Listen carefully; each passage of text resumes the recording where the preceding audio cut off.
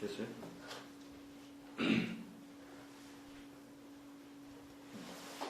아산과정 구술자료 수집 사업. 오늘은 울산과 현대 그리고 아산 정주영이란 주제로 시민의 눈을 본 현대와 아산입니다. 오늘 구술자는 강규일 전 울산제일부 기자, 지금 프리랜서 작가로 활동하고 계신 분입니다. 오늘 날짜는 2022년 12월 19일 오전 10시 40분입니다.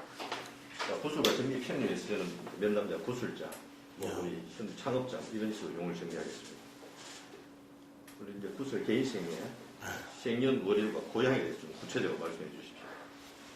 1963년 12월 1일 서울에서 태어났습니다. 그럼 서울에서 태어나가지고 울산으로 언제 왔습니까?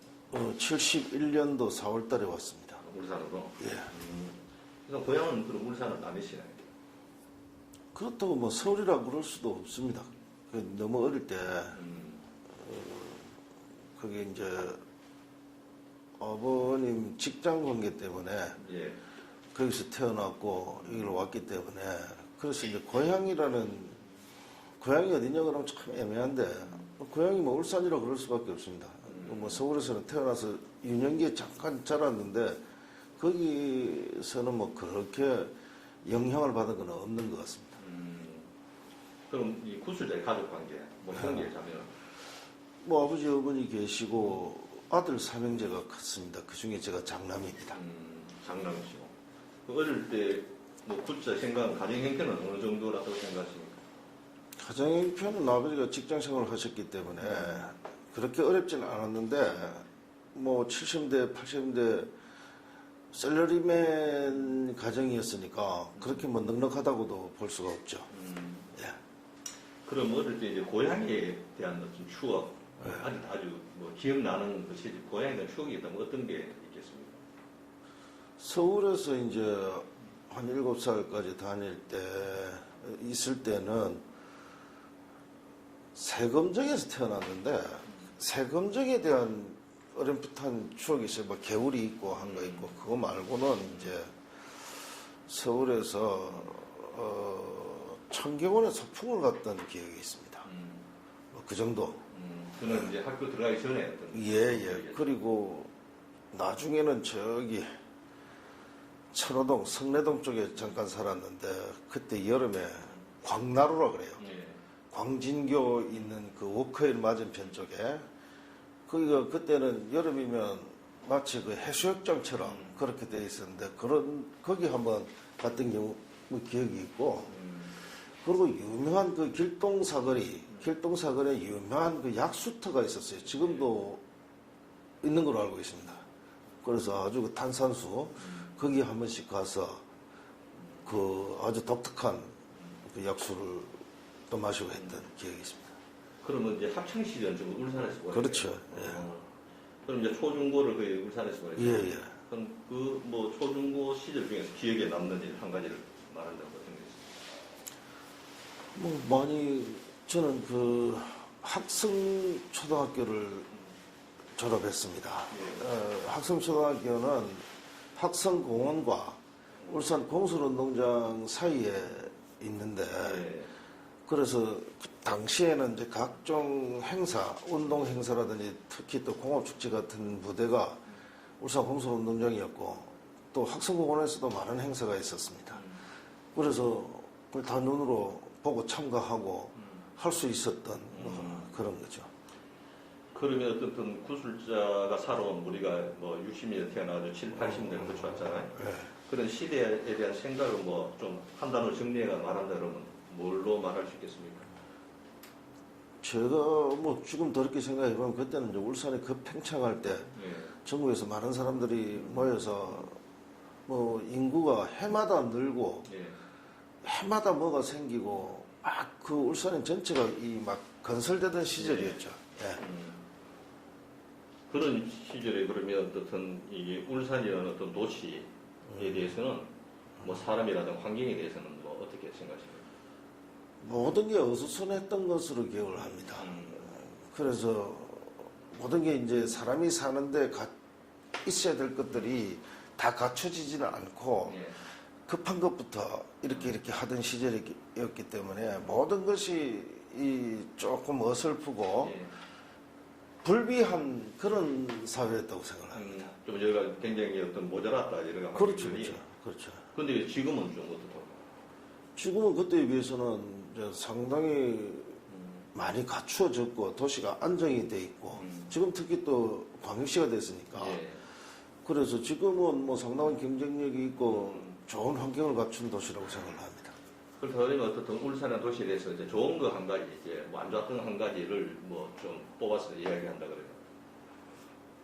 지금 현재 말입니다. 예. 지금 현재 보면은 울산은 여러 가지로 환경이 좋습니다. 예. 우리 공업도시라는 선입견을 갖고 있는 분들이 많지만 사실은 천혜 자연 환경을 갖고 있는 도시고 예.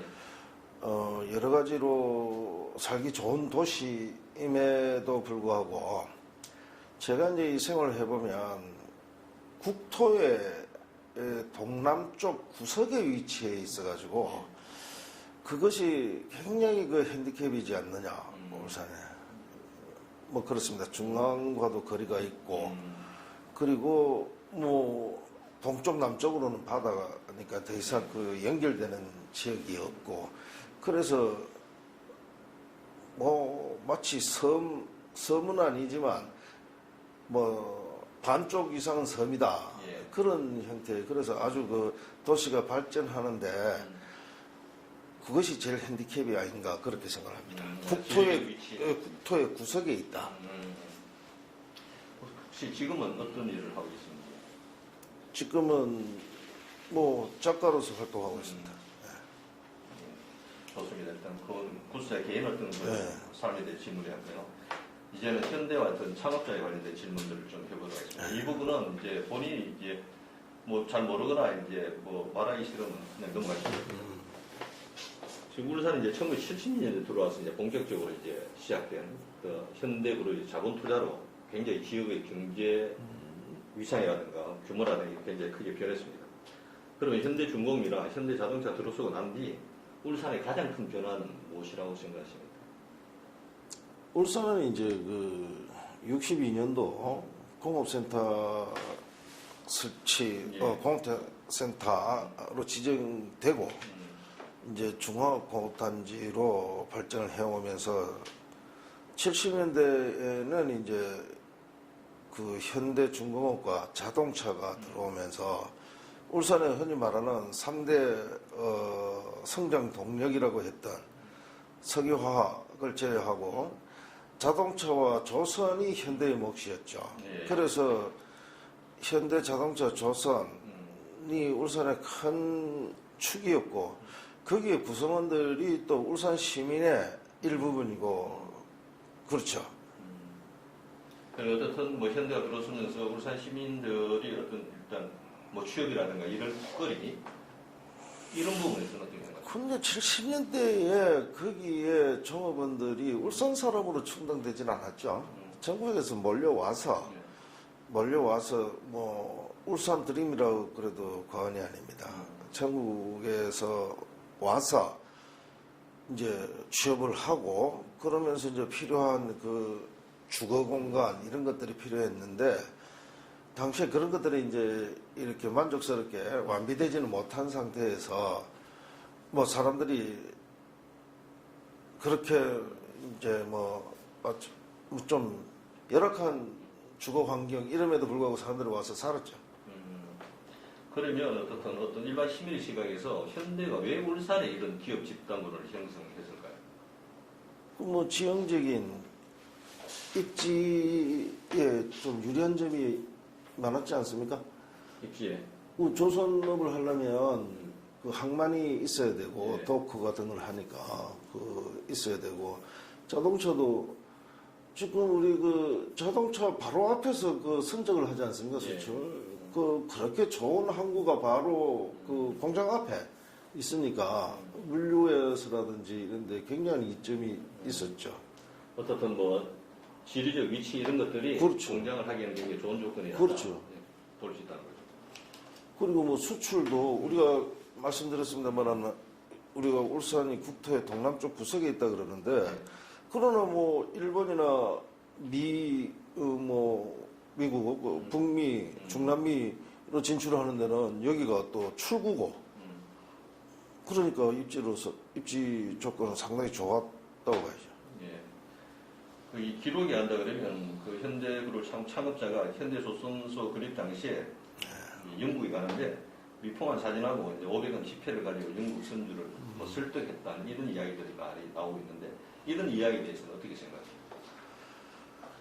그분은 이제 현대 창업자 되시는 정주영 회장이 그분은 뭐 상당히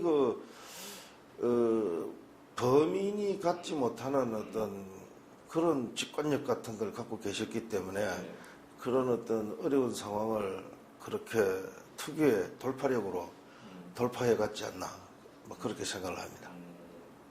어떤 이런 얘기들은 사실 뭐 자칫하면 뭐 신화화 될 수 있는 요소가 될 수 있잖아요.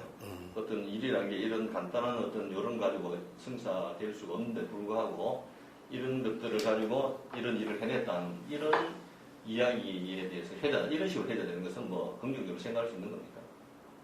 그런데 돌이켜 생각을 해보면 울산의 뭐 현대 자동차 중공업이라든지 석유화학 산업이라든지 예.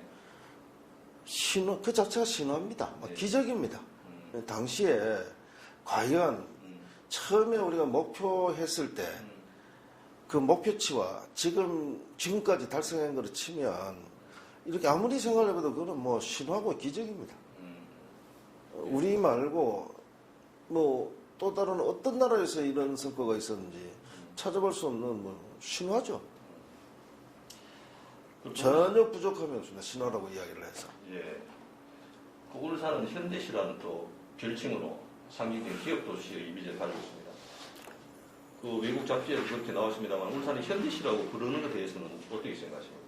그거는 좀 어폐가 있다고 봅니다. 어떤 면에서? 물론 이제 현대도 울산의 커다란 한 축이지만 예. 울산은 이제 아까도 말씀드렸습니다만 3대 기간 산업이 있습니다. 예. 석유화학 산업, 조선 중공업. 그래서 조선 중공업만 있는 도시는 아니니까 예. 또 저기 비철금속 단지 원산에 예. 뭐 이런 것들을 종합해서 이제 울산이니까 울산과 현대를 등치시킬 수는 없고 그러나 뭐 현대가 울산의 중요한 한 축이다 예. 하는 것은 부정할 수 없는 사실이죠. 예. 그럼 뭐 외국에서 현대시라고 뭐 그렇게 했다는 건 뭐 잘못 알고 하는 얘기죠. 현대가 울산을 전부 대변할 수는 없는 거죠.